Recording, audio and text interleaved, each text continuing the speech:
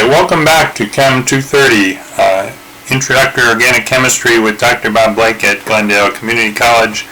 And for some reason, I recorded a nice video on electronegativity and there was no sound. So that meant that a lot of what I said was not recorded and was not useful. So let's try this again.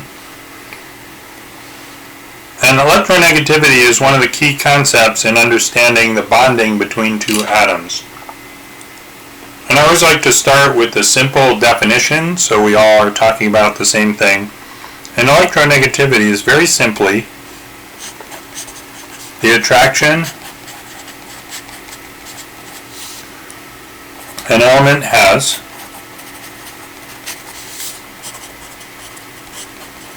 for a shared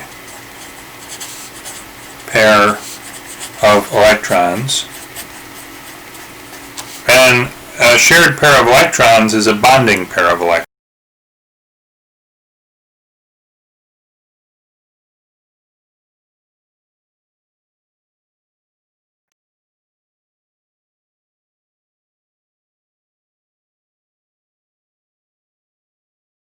To each other. And the essential concept is that if you have two atoms that are bonded together, it's the shared pair of electrons that creates the bond.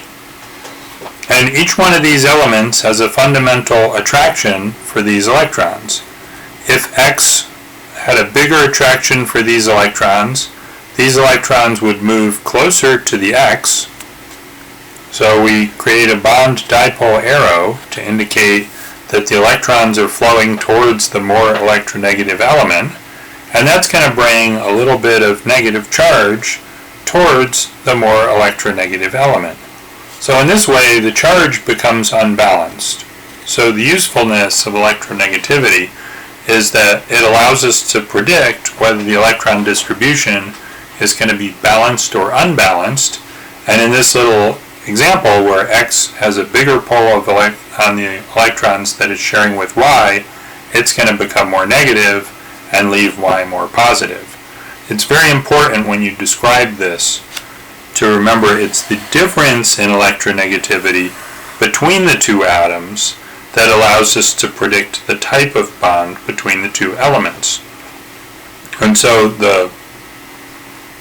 if X was very electronegative and it bonds to another X, so if we have this case instead, it doesn't matter how electronegative X is, if it's pulling against something that's equally powerful as it is, the difference in electronegativity between those two is zero, and the electrons will be shared totally equally. There won't be this unbalanced charge distribution. So the difference in electronegativity between two bonded atoms allows us to predict the type of bond between those two elements. The bond polarity is going to be indicated with this bond dipole, where the positive end points toward, not positive end, the head of the arrow points towards the negative side of the bond.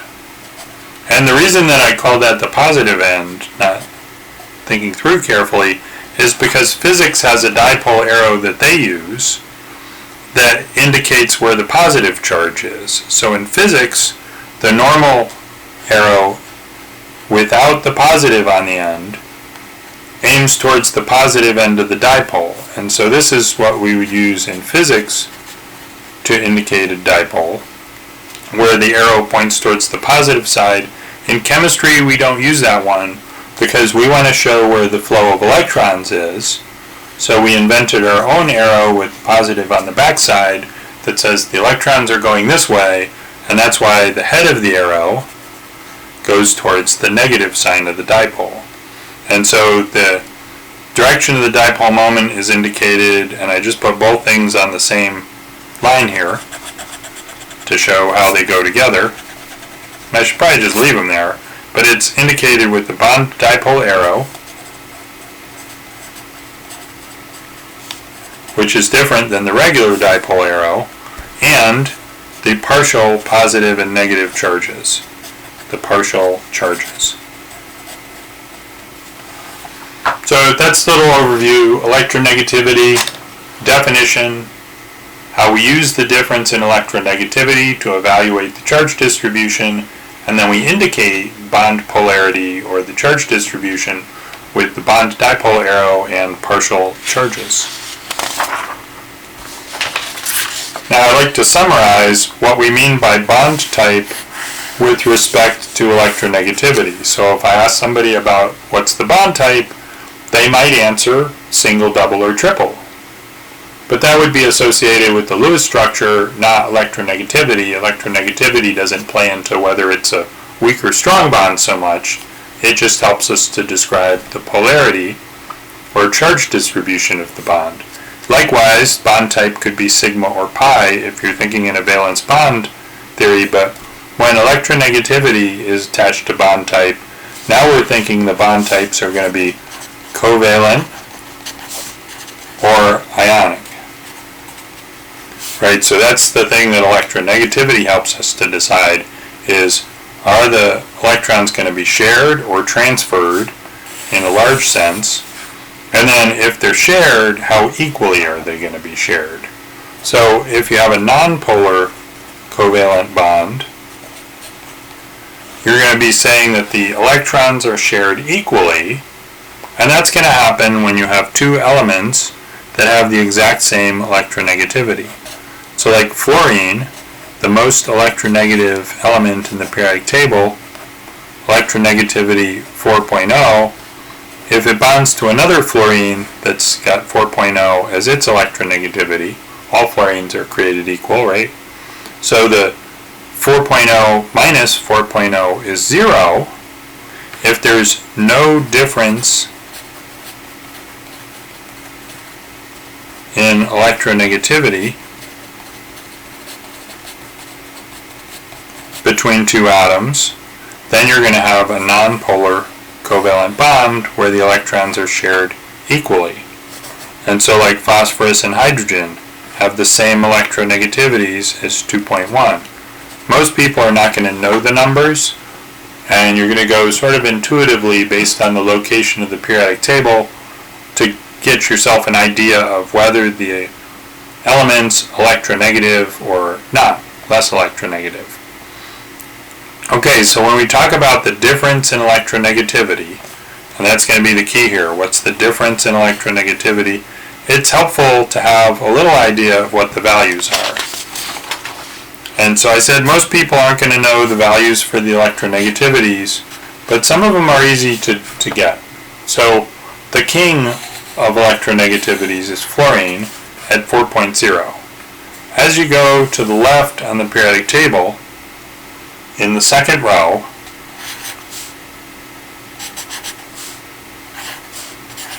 each step you take drops the electronegativity 1/2 unit.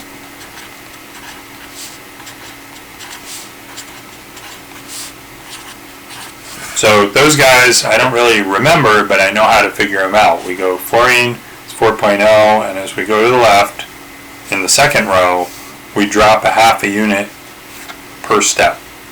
Now you'll see many periodic tables sort of vandalized, where they'll add a hydrogen between boron and carbon. If you see that, the reason they do that is because hydrogen has electronegativity of 2.1, which places it between boron and carbon in terms of electronegativity. And so that's something that you'll often see on the periodic table. Somebody takes a Sharpie and puts hydrogen between boron and carbon. If you see that, you know that they're locating it in terms of electronegativity. Because far to the left on the periodic table where hydrogen normally lives, you would think it would have a very low electronegativity, but it's really there. And then as you go down the columns, you also get lower numbers, but there's a big jump between the second row and the third row. So 4 down to 3.1 fluorine to chlorine, and then bromine is about 2.8, I believe, and then iodine is the same as carbon at 2.5. So you don't really need to know the exact values, but a couple of trends that are useful to think about. Going from down a group from the second row to the third row, there's generally a fairly large jump in electronegativity. as you go to the left in the second row, you lose about half a unit per step. It's a little less of a jump as you go on the other ones, but as you go farther away from fluorine, the electronegativity systematically decrease. So that's important to think about. Alright, so we get back to what are the other bond types, and polar covalent is when you have a moderate difference in electronegativity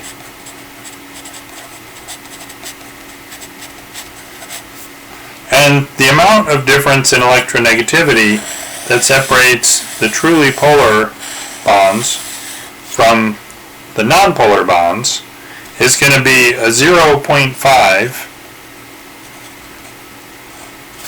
difference in electronegativity between the two atoms. And that's sort of arbitrary, but it's the commonly used guide. Then there's also a border between when we consider electrons to be shared in covalent bonds and when the electrons are transferred. So electrons are transferred if one of the atoms has enough of a pull on the electrons to pull them away from the other atom. And most people will say 1.5 to 2, somewhere in there.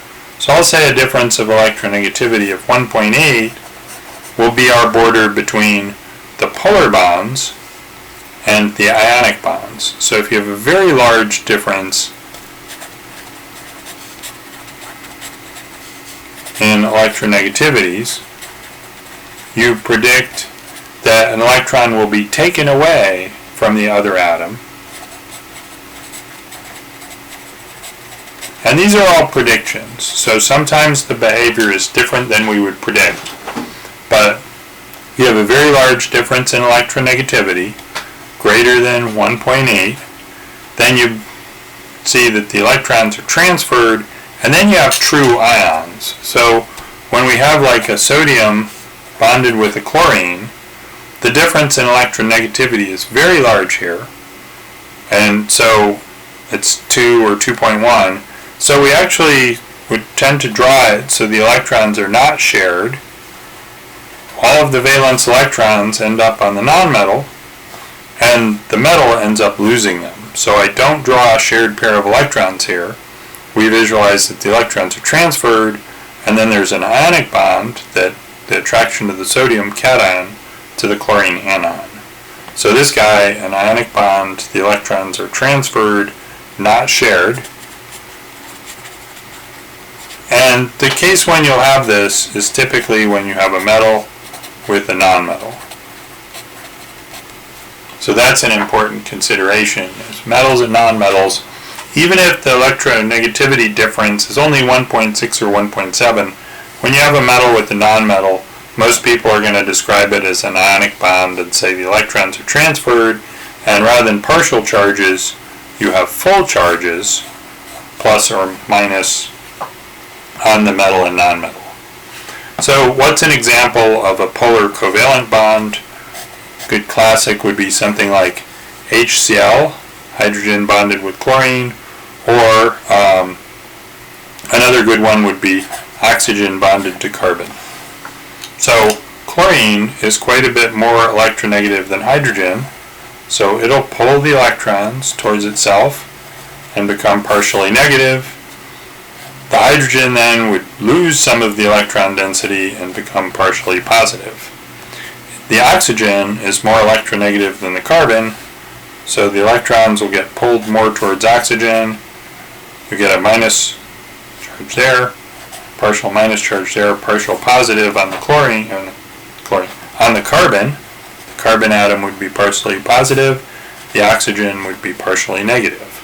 So carbon-oxygen bonds in molecules are polar bonds because one of the atoms is more electronegative than the other. The difference in electronegativity is between 0.5 and 1.8. And this one's probably pretty close because carbon is 2.5 and oxygen is 3.5, so difference is a whole unit there. So that's quite in the middle of the polar covalent range. And so you see that no difference in electronegativity, moderate difference in electronegativity, large difference in electronegativity separates the nonpolar covalent bonds from the polar covalent bonds from the ionic bonds. Now, most textbooks won't mention slightly polar, but I like to remind people that this is a scale, and it's not just black or white, things are polar or nonpolar, but there's a degree of polarity. And we sort of have decided and agreed upon that if the difference in electronegativity is about 0.5, then things start to act like they're polar. And they align in magnetic fields, and the polar compounds dissolve other polar compounds, and it requires a certain amount of polarity for that. And it's sort of like if you're trying to decide if people are tall or short. Depends, like, do you have a way to decide how tall is tall? Like, can they reach the cookies that somebody put on the top shelf? If so, you're tall, and you might need to be 6 feet to do that. But, 5'10" is still pretty tall, even if you can't reach the cookies. So, I like to describe the slightly polar group. It's things like carbon-hydrogen bond. The carbon is got an electronegativity of 2.5. The hydrogen is 2.1. So the difference here in electronegativity is 0.4. So it's not enough of a difference for us to call it polar, but it's certainly not nonpolar either. So I would call a CH bond slightly polar, except most people just say things are polar or they're not.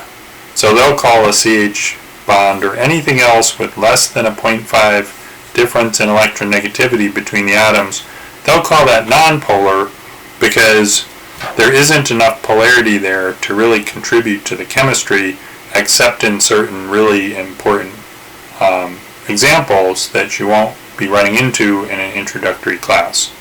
So we're going to go with 3 categories: nonpolar covalent bonds, difference in electronegativity less than 0.5 units. Polar covalent bonds are when we have a moderate difference in electronegativity, 0.5 to about 1.8, and ionic when you have a metal and nonmetal, where the electrons are pulled away and aren't shared, but you have full charges, all the valence electrons are on the nonmetal. So when you have very large differences in electronegativity of real ions, when you have moderate differences, you have a bond dipole with partial negative and partial positive. And then if you have a very small difference in electronegativity, you're not going to indicate any bond dipole at all. You're just going to call it nonpolar and expect it to behave like the electrons are shared equally. So hopefully the sound is with us, and this was helpful.